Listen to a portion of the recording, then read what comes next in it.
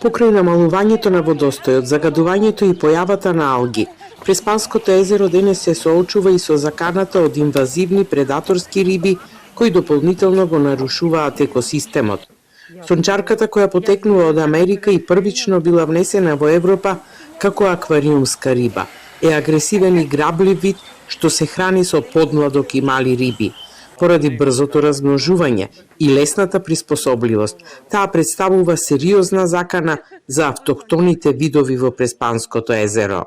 Зависно од нивните животни карактеристики, односно нивниот животен циклус, доаѓа до нарушување на животниот циклус на другите видови риби. Некои од нив се поголеми предатори, за разлика од оние риби кои што се автохтони за езерото. Може да тука да настане компетиција за храна, компетиција за простор. Значи, сето ги заземаат нишите на исхрана на нативните видови риби, се такмичат за храна, се такмичат за живеалишта и секако го нарушуваат природниот ритам, балансот во Преспанското езеро. Хидробиолошкиот институт од Охрид во рамки на проектот ЕУ за Преспа веќе спроведува мерки за контрола и отстранување на инвазивните видови риби.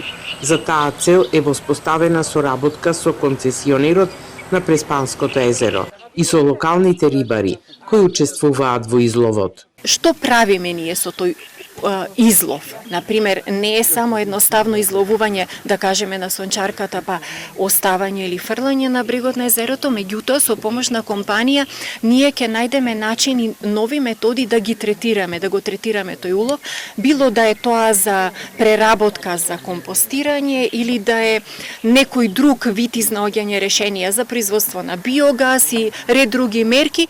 Стручњаците велат дека ваквите видови најчесто се внесени на различни начини ненамерно или пак намерно пуштени од аквариуми.